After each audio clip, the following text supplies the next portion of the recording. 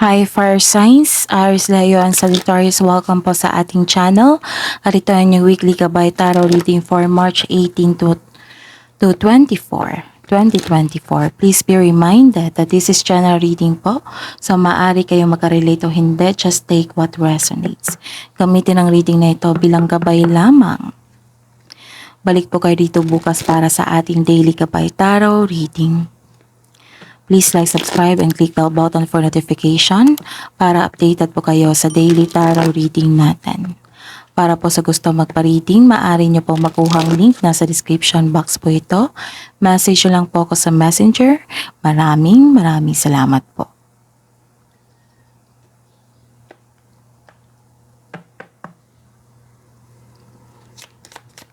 Spirits Guide, ano po ang ganap sa week na ito ngayong March 18 to 24, 2024 para po kay Aries, Leo, and Sagittarius. Wow! Ano pa po ang ganap para po kay Aries, Leo, and Sagittarius for this week? March 18 to 24. Ano pa po? Para kay Aries, Leo, and Sagittarius ngayong week na ito. Kuha tayo ng mensahe.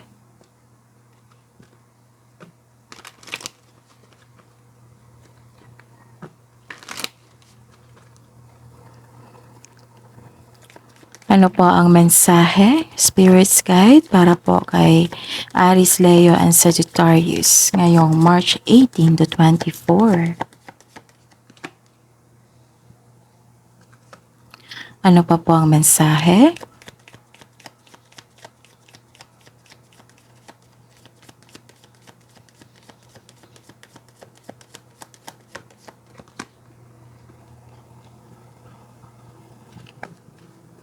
Okay, Aries, Leo, and Sagittarius for this week po. May nakita kong success dito. Claim yun ha. This is may magandang mangyayari for this week na naging happy kayo. Yes, may nakita kong happiness dito. May magandang outcome.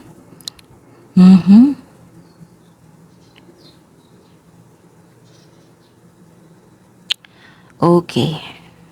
Some of you nag-take time sa bata or sa inner child nyo at nagiging happy kayo.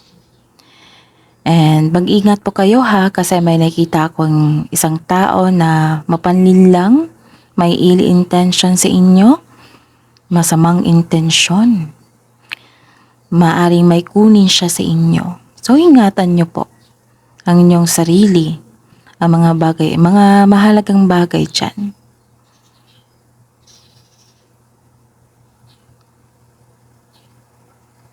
Okay. And nakikita ko dito na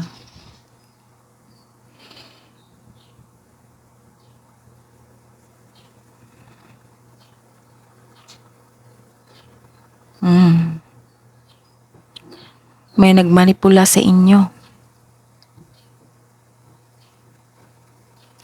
Pwede din nag-spy. Maaring sa trabaho mo ito.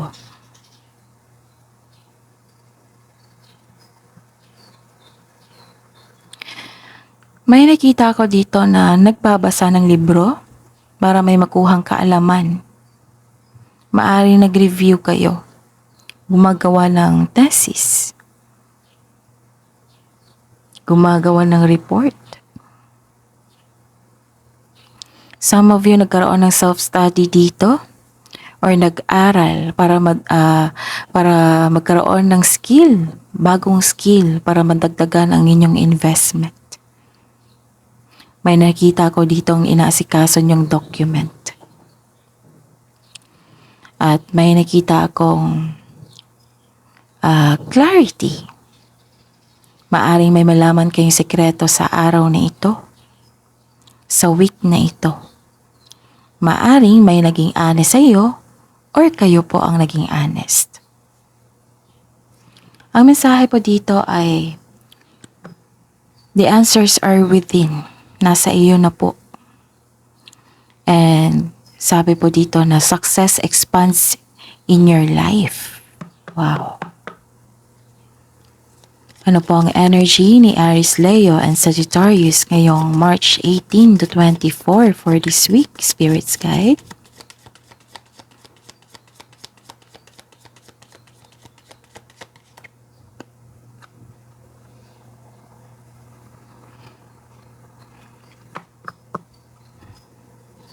Ano ba po ang clarification? Ano ang clarification ng card niya ito?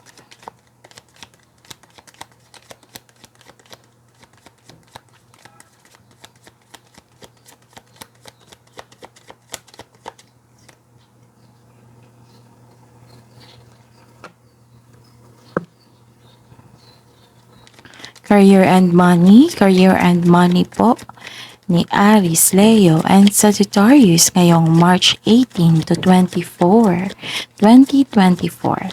Spirits Guide.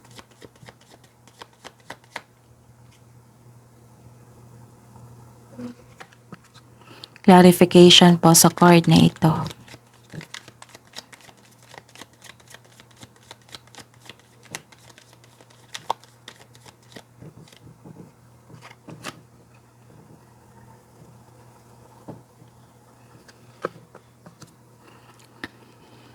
Love life, self-love, partnership, and romance ni Aries, Leo, and Sagittarius. Kunin natin to.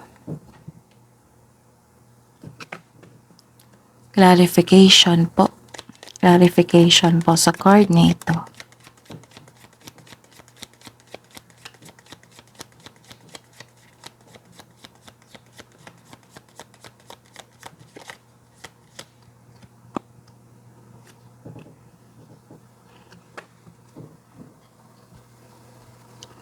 Okay, Aries, Leo, and Sagittarius, please visit our channel po. Scroll down nyo lang po.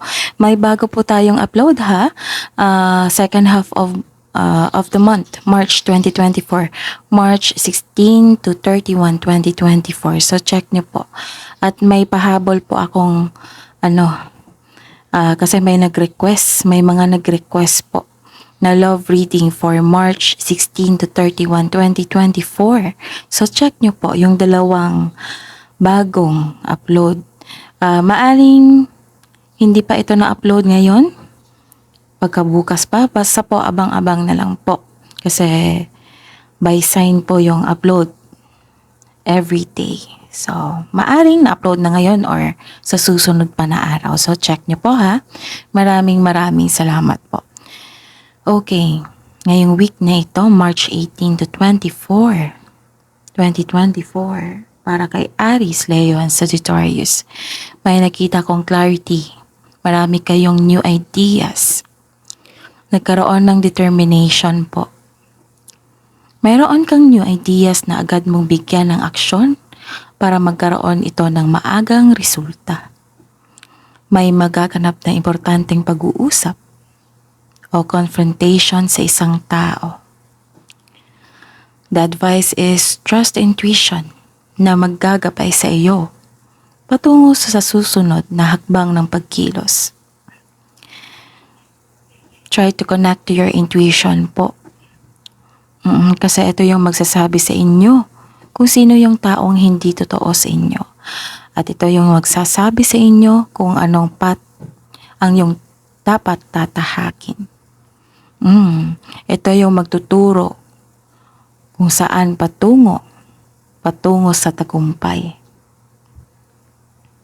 Ito yung magsasabi kung ano yung next action mo. Basta po ha, connect kayo sa inyong intuition. Sa mga bago dito, kung hindi nyo pa alam mag-connect sa inyong intuition, comment down para ma-discuss ko sa next reading. Okay? Okay. Ang ilan sa inyo, napapansin nyo na nagkaroon kayo ng improvement sa inyong komunikasyon and clarity.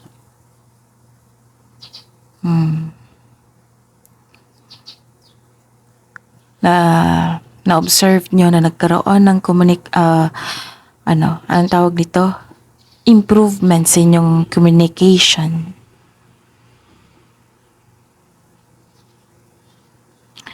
Karoon ng bagong insights and clarity kung paano i-improve ang iyong kaperahan o proyekto.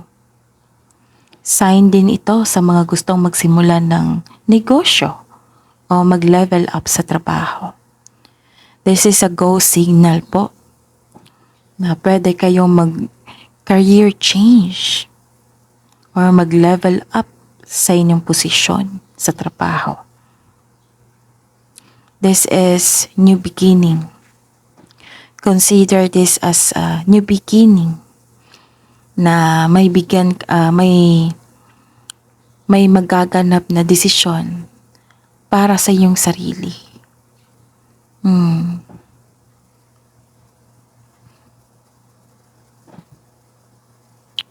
Nakikita ko dito na busy po kayo. Maraming nagtatanong, maraming customer, kliyente, transaction, project.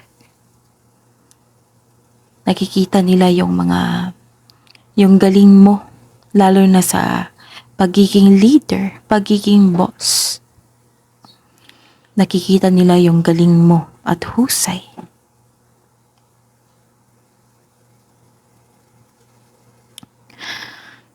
Okay, may nakita akong success dito at offer, new doors opening. Maaring may makipag-collab sa inyo.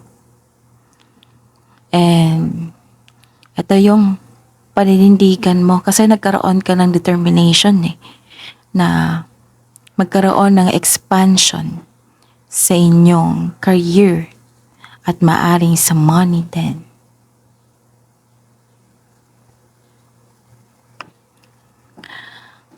Okay. This card asks you to accept project and face it with confidence kasi naka-align ito sa passion mo. Isa din ito sa dahilan na magkakaroon ka ng maraming opportunity. Kaya huwag mag-alinlangan, tanggapin ito. Diba? Sabi ko sa inyo, offer and opportunity. This card tells you na nasa next level ka na ng prosperity na matagal mo nang hinihintay. So congratulations sa mga nag-take ng action dyan. Kaya huwag mong palampasin itong pagkakataon na ito ha. Itong offer na ito. Posibleng dagdag trabaho ito o dagdag kaalaman. So these two cards is the clarification of your cards here.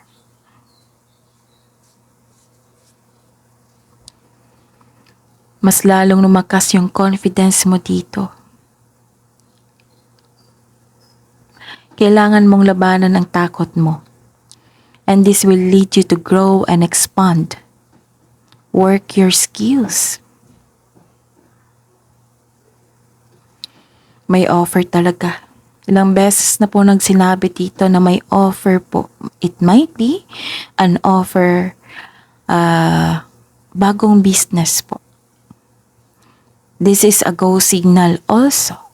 Diba? Sabi ko kanina sa isang card niya na this is a go signal na mag-start kayo na mag-level up sa inyong trabaho, sa inyong negosyo.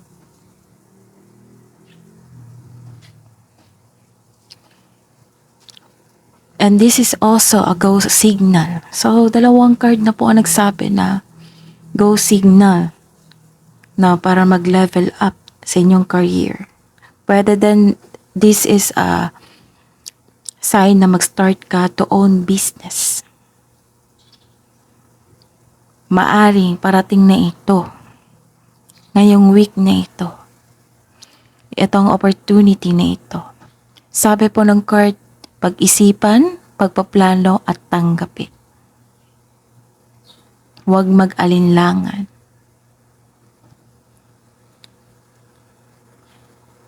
Mahilan sa inyo natatakot mag-apply ng trabaho. This card tells you na step forward. Ipakita mo sa kanila na available ka at interested ka sa offered position. Sa career and money, nakikita ko dito ang ganda. Kasi nakikita ko dito yung long terms of abundance. Steady progress.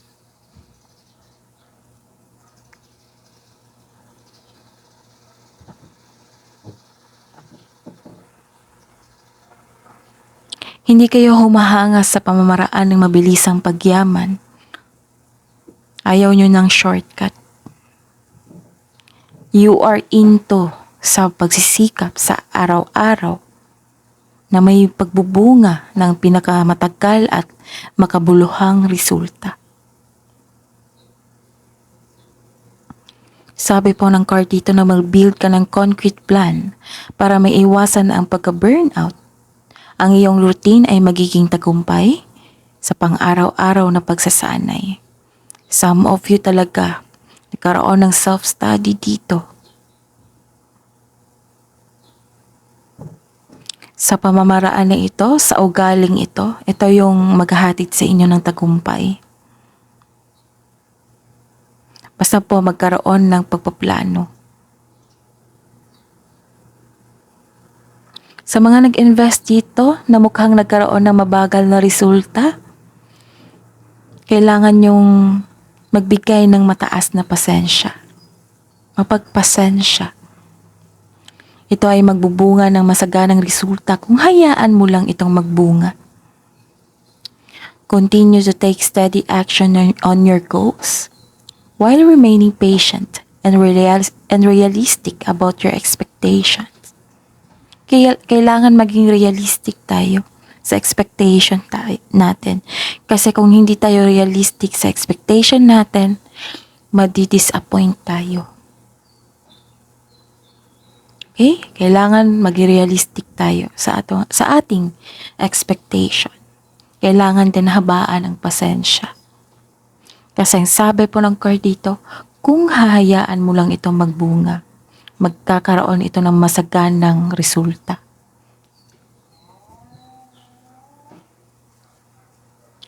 Kung ikaw ay naghahanap ng trabaho o nag-iisip ng bagong karera, kailangan mong pag-isipan po ng mabuti at pagpaplano, sabi po ng card dito.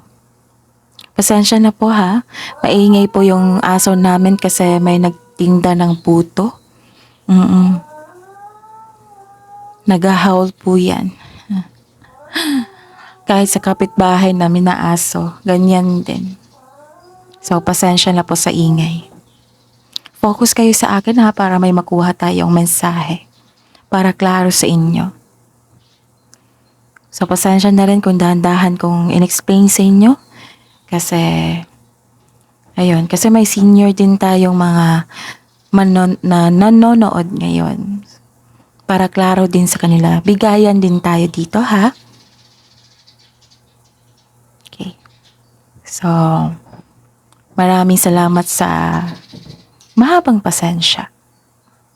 At ilingatan ko rin yung boses ko po.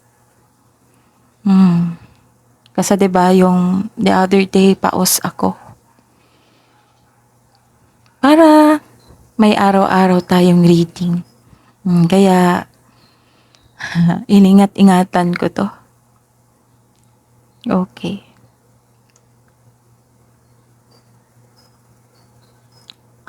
This is very good kasi ang grabe talaga. Go signal, good sign. Actually, 4 na card na po nagsabi dito. This card tells you na this is a good sign na ibinando na mo na ang toxic na tao, toxic environment. You have your freedom. Maaring nagpaplano ka na, decided ka na talaga, at nag-make move ka na ngayon, at maaring nakaalis ka na. Maaring umalis yun siya. Yung toxic na tao. Nagiging okay na kayo dito, hindi na kayo stress. A difficult cycle is about to end. Nalampasan mo na. This is called recovery. Lakas na confidence nyo ngayon. Wow. Sa love life, self-love, partnership, and romance. So this is indeed na-overcome nyo na ang obstacles. Nagkaroon din ng self-assurance. Ang taas ng level ng confidence nyo ngayon. Nagkaroon ng resilience, courage, inner power. Sabi po ng card dito na maging matatag ka sa sandaling ito.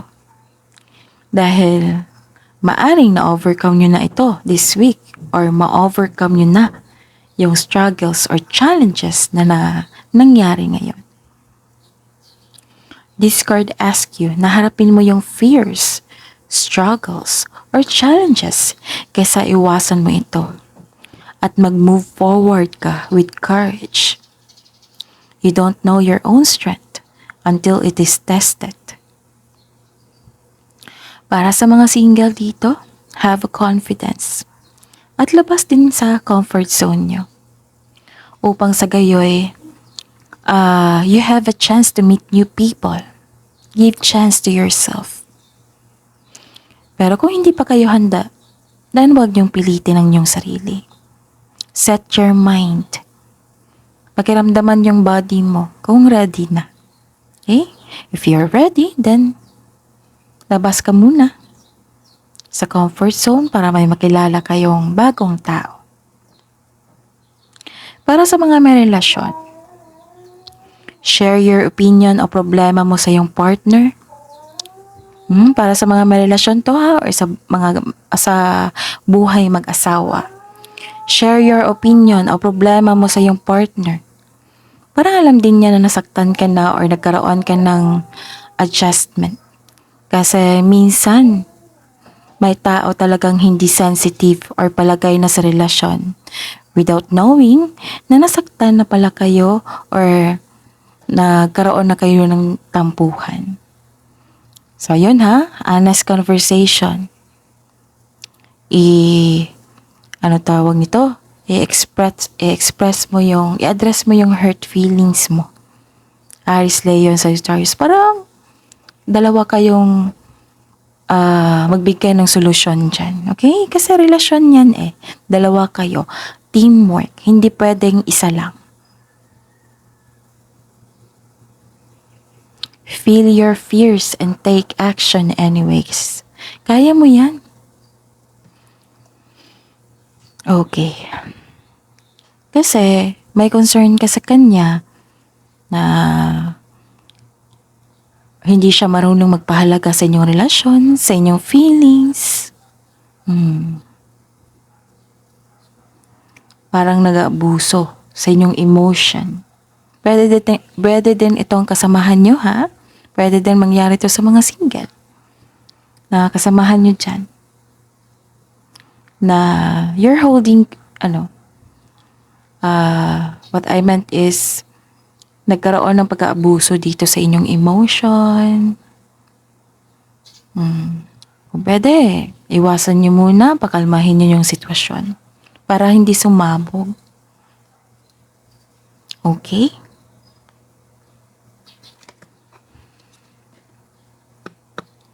Actually, ang ganda. Ang ganda ng reading ng week na ito. Last week pa to Diba? Aries, Leo, Sagittarius. Mag-ingat lang kayo sa isang tao kasi lumabas din dito and dito. Pero wag niyo lang tanggapin yung energy niya kasi nakakasama yan sa inyo. Focus na lang kayo sa inyong balak na career change or pag-level up, diba? And ayun, trabaho. Focus na lang kayo dyan. Love message. Para po sa mga single, Aries, Leo, and Sagittarius, ngayong March 18 to 24. Ito yung sabi ko sa inyo. Mag-focus kayo sa makontrol nyo. Huwag kayong mag-focus sa hindi nyo makontrol. Focus kayo sa present. Huwag kayong mag-focus sa nangyari na.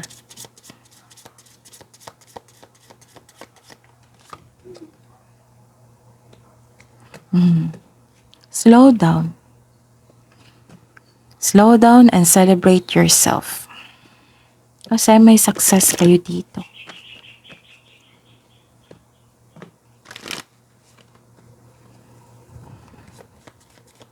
Treat yourself. Love message para po sa buhay mag-asawa at sa mga may relasyon. Rejoice. Embrace your loving connection and rejoice.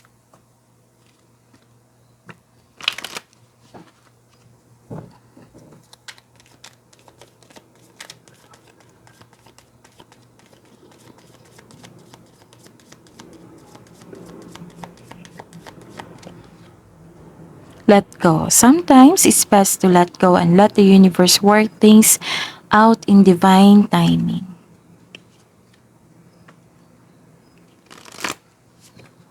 Magkaroon kayo ng honest conversation, address nyo lahat para mabigyan ng solusyon.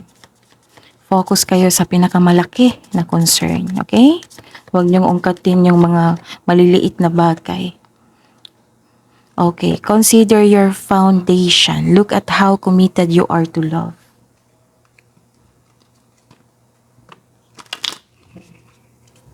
Wisdom message para po kay Aries, Leo, and Sagittarius for this week, March 18 to 24, Spirit's Guide.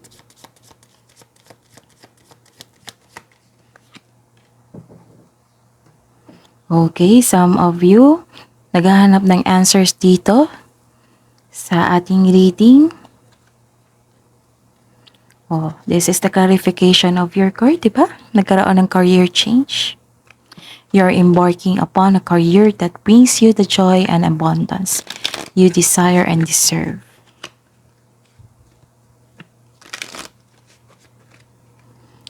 Kakaroon talaga ng career change.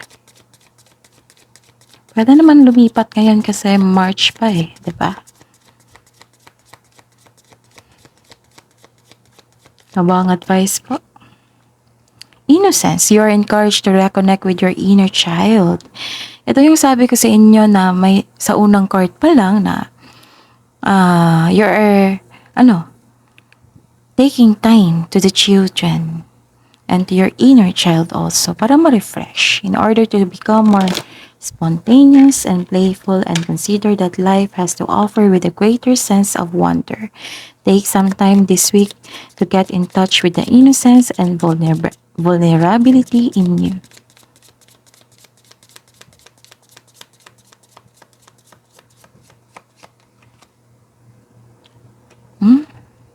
You need to live up to your fullest potential, explore new directions, and take risks in order to grow as an individual. Change may be uncomfortable, but it is necessary.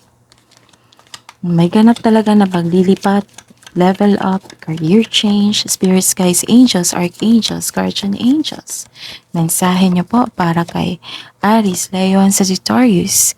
Sabi po ni Archangel Haniel dito, seek soul satisfaction, fan the flame of inner happiness.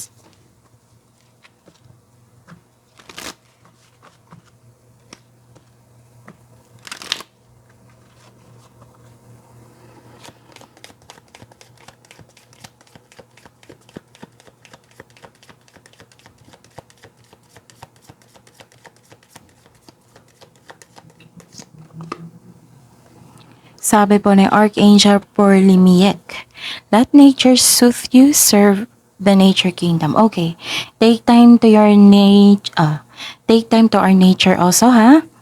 Kailangan nyong mag-celebrate sa mga na-receive nyong blessings. Tapos, ayun, success expands in your life, the answers are within. So, take that message also. So that is your reading for this week, March 18 to 24. Aries, Leo, and Sagittarius. Please like, subscribe, and click bell button for notification. Para updated po kayo sa daily tarot reading natin. Maraming salamat po.